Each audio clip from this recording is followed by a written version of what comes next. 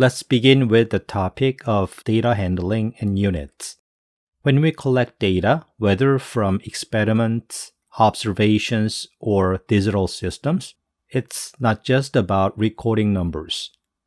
It's about how we organize, interpret, and present that data so it becomes meaningful. Alongside handling data properly, we must also pay close attention to units. A number without a unit often has little meaning. For example, if I say a car travels 60, does that mean 60 miles per hour, 60 kilometers per hour, or 60 meters per second? Each unit drastically changes the interpretation. Units provide context and ensure that results are clear and comparable. They also allow scientists, engineers, and professionals across different fields to communicate without ambiguity.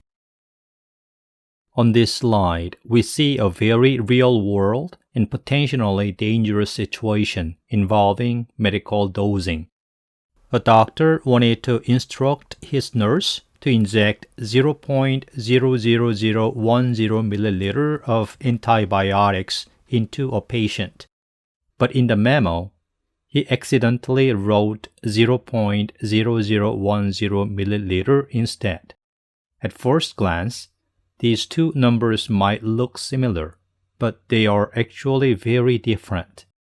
The second dose is 10 times larger than the intended one. If the nurse had followed the mistaken instruction, the patient would have received 10 times the prescribed amount of antibiotics.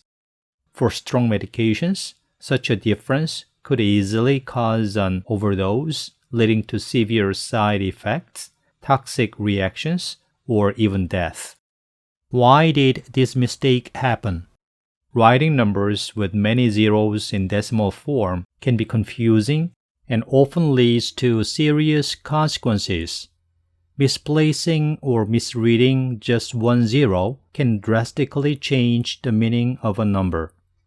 This is especially dangerous in fields like medicine, engineering, and science, where precision is critical. This is exactly why we use scientific notation.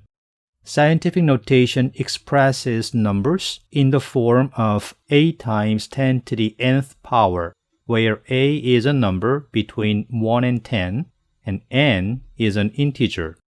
Instead of writing 0.0010 milliliter, we write 1.0 times 10 to the negative third milliliter. Instead of writing 0.00010 milliliter, we write 1.0 times 10 to the negative fourth milliliter. Now, the difference is clear. 10 to the negative third is 10 times larger than 10 to the negative fourth. With scientific notation, there is far less room for confusion. Scientific notation is a method of expressing numbers that are either extremely large or extremely small in a much more convenient and manageable form. Instead of writing long strings of zeros, we use powers of 10. This allows us to represent values clearly and avoid mistakes that often happen when counting zeros. Here's the basic trick. You move the decimal point until there's just one non-zero digit to the left of it, and then you multiply by 10 raised to a power. If you move the decimal to the left, the power of 10 is positive. If you move it to the right, the power is negative. For example, look at the distance between the Earth and the Moon. The actual distance is about 384 million meters, or 384,000,000 meters. Writing out all those zeros can be messy. But in scientific notation, this becomes 3.84 times 10 to the 8th meters. Take note that the decimal point was moved 8 places to the left giving us a much shorter and clearer expression. On the other end of the scale, let's consider something extremely small, like the mass of a silver atom. Written out in a decimal form, it is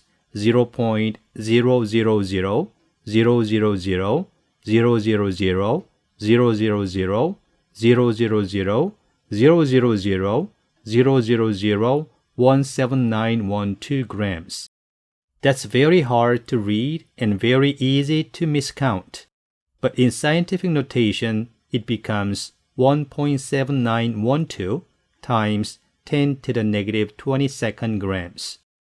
Take note that the decimal point was moved 22 places to the right, giving us a much shorter and clearer expression. This way, the size of the number is instantly obvious from the exponent. Why is this important? Because science often deals with quantities at both extremes, astronomical distances and microscopic particles. Scientific notation keeps numbers both readable and precise, and it dramatically reduces the risk of errors. Let's do a couple of practice examples. Rewrite the following values with scientific notation. The speed of light is 299,792,458 meters per second. Pause the video and write the scientific notation of the speed of light. It is 2.99792458 times 10 to the 8th meters per second. The size of a COVID virus is 0.00000000955 meters. Pause the video and write the scientific notation of the size of the virus. It is 9.55 times 10 to the negative 9th meters. So, the key takeaway is this. Scientific notation is not just a math trick. It's a language scientists use to keep huge and tiny numbers manageable, reducing the risk of errors from miscounted zeros. Now, we are going to learn about the basic rules for exponents, the shortcuts that make working with very large or very small numbers much easier. These rules help us simplify expressions without having to write out long strings of repeated multiplication. The product rule says x to the power of a times x to the power of b equals x to the power of a plus b. That means when we multiply two powers with the same base, we just add their exponents. For example, 2 to the 5th times 2 to the 3rd equals 2 times 2 times 2 times 2 times 2 times 2 times 2 times 2, which is 2 to the 8th, or 256. So multiplying powers with the same base is simply adding exponents. The quotient rule says x to the power of a divided by x to the power of b equals x to the power of a minus b. That means when we divide two powers with the same base, we just subtract the exponents. For example, 2 to the 5th divided by 2 to the 3rd equals 2 times 2 times 2 times 2 times 2 over 2 times 2 times 2. Canceling out the common factors leaves 2 to the 2nd, or 4. The power rule says x to the power of a to the power of b equals x to the power of a times b. In other words, when you raise a power to another power, you multiply the exponents. For example, 2 to the 5th to the 3rd equals 2 to the 5th times 2 to the 5th times 2 to the 5th, which is 2 to the 15th, or 32,768. So exponents raised to exponents means multiply the exponents.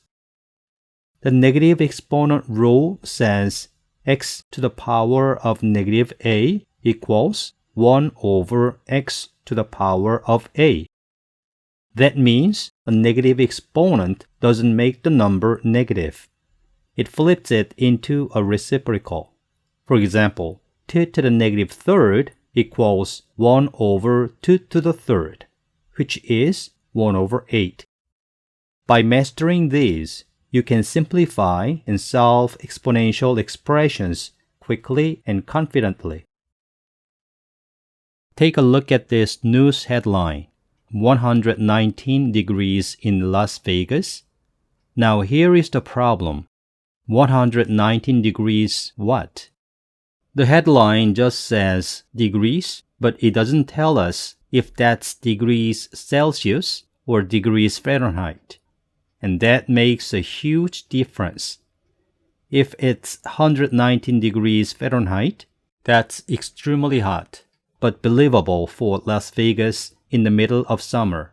It's around 48 degrees Celsius. But if it's 119 degrees Celsius, that's hotter than most ovens we bake cookies in. It's literally hot enough to melt certain metals. Obviously, people cannot survive in that environment. This shows us why units are so important in science and in daily life. A number by itself is incomplete. It only makes sense when paired with the right unit. Think about it. 10 could mean $10, 10 kilometers, or 10 seconds. Without units, the number is meaningless or even misleading.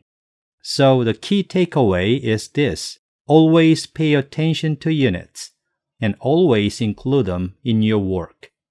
Scientists, engineers, and even weather reporters must be clear about units to avoid confusion, mistakes, or even dangerous consequences.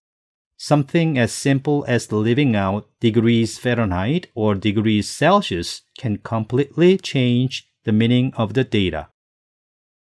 Let's explore the fascinating world of units and measurements, a fundamental aspect of science and everyday life. We will focus on the metric system, also known as the International System of Units, or SI units, and see how prefixes help us express very large or very small quantities. On the left side of slide, you see a table titled Selected Prefixes Used in the Metric System. These prefixes are incredibly useful because they allow us to express measurements in a more convenient way without having to write out many zeros. Giga represents 10 to the 9th, or 1 billion. Think of gigabytes in computer storage. Mega represents 10 to the 6th, or 1 million, like a megabyte or megawatt. Kilo represents 10 to the 3rd, or 1,000. A familiar example is a kilometer, which is 1,000 meters, and a kilogram, which is 1,000 grams. The prefixes for smaller quantities are deci, centi, milli, micro, nano, pico, and femto. Now, let's look at how these prefixes apply to different types of measurements in the metric system. A unit for distance or length is meter, or lowercase m. The prefix for centi is written as lowercase c, and it means 10 to the negative second, or 0.01. Add the unit meter on both sides of the equation. Now, we get 1 centimeter equals 10 to the negative second meter, or 0.01 meter. This makes perfect sense. 1 centimeter is equal to 0.01 meter, right? The prefix for milli is written as lowercase m, and it means 10 to the negative third, or 0.001. Add the unit meter on both sides of the equation. Now, we get 1 millimeter equals 10 to the negative third meter, or 0.001 meter. The prefix for micro is written as a Greek letter mu, and it means 10 to the negative 6, or 0.000001. Add the unit meter on both sides of the equation. Now, we get 1 micrometer equals 10 to the negative 6 meter, or 0.000001 meter. A unit for volume is liter, or capital L. The prefix for milli is written as lowercase m, and it means 10 to the negative third, or 0.001. Add the unit liter, or capital L, on both sides of the equation. Now, we get 1 milliliter equals 10 to the negative third liter, or 0.001 liter. A unit for mass is grams, or lowercase g. The prefix for kilo is written as lowercase k, and it means 10 to the third, or 1000. Add the unit gram, or lowercase g, on both sides of the equation. Now, we get 1 kilogram equals 10 to the third grams, or 1000 grams. The SI system provides a globally accepted framework for measurements. The SI units for mass, distance, area, volume, temperature, time, force, and energy are kilogram, meter, meter squared, meter cubed, Kelvin, second, Newton, and joule.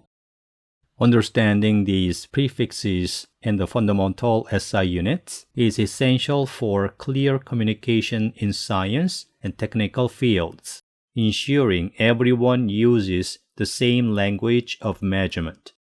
Temperature in Kelvin or Fahrenheit can be converted into Celsius using the following equations. Now, we will discuss unit conversion using dimensional analysis. This slide provides a clear visual summary of this powerful technique, which is fundamental in all scientific disciplines and frankly in everyday life as well. Let's start by looking at the top left of the slide. We have a ruler showing both inches and centimeters, and we can derive an important piece of information by observing the two scales. 1 inch equals 2.54 centimeters. This is our first conversion factor, a ratio that allows us to convert between different units while maintaining the same value. You can see how this works in the example. 2 inches equal 2 times 2.54 centimeters, which gives 5.08 centimeters. Now, let's move to the core of this method, known as dimensional analysis. The goal is to convert a given unit to a desired unit by systematically canceling out unwanted units. Let's walk through the example provided, converting 7.81 inches to centimeters. In unit conversion between inches and centimeters, we have two types of conversion factors, 2.54 centimeters over 1 inch, or 1 inch over 2.54 centimeters. Both are valid because they represent equivalent quantities. Essentially, they are fractions equal to 1, so multiplying by them doesn't change the value of our measurement, only its units. The key is choosing the correct orientation to facilitate unit cancellation. We start with our given value, 7.81 inches, and multiply it by the conversion factor. We choose the factor where inches are in the denominator so that the inch unit will cancel out with the inch in the numerator of our given value. So, 7.81 inches should be multiplied by 2.54 centimeters over 1 inch. Take note how the inch unit in the numerator and the inch unit in the denominator cancel each other out, leaving us with only centimeters. Performing the multiplication, 7.81 multiplied by 2.54 gives us 19.8 centimeters. Given unit multiplied by desired unit over given unit equals desired unit. This visually reinforces the idea that the given unit in the numerator and denominator cancel, leaving you with your desired unit. Dimensional analysis is not just a trick. It's a systematic and reliable way to perform unit convergence by ensuring that your units behave correctly in your calculations. Mastering this method will not only help you solve problems accurately, but also understand the underlying relationships between different physical quantities. Now, let's apply dimensional analysis to a real-life example of unit conversion. Imagine this scenario. My apartment is located on the outskirts of Butler, about 26.6 kilometers away from SRU. The question is, how many miles would I have to drive to get there? First, notice that the information we are given includes a convergent relationship. 1 mile is equal to 1.61 kilometers. This relationship can be written as a conversion factor, and actually, we can express it in two equivalent ways, 1.61 kilometers over 1 mile, or 1 mile over 1.61 kilometers. Both are correct, but which one we choose depends on the units we want to cancel. We start with 26.6 kilometers. Since our goal is to convert to miles, we want the kilometers unit to cancel out. That means we should choose the second version of the conversion factor, 1 mile over 1.61 kilometers. Notice how the kilometers cancel. This is the power of dimensional analysis. What we left with is miles, which is exactly what we want. Carrying out the calculation gives us 16.5 miles.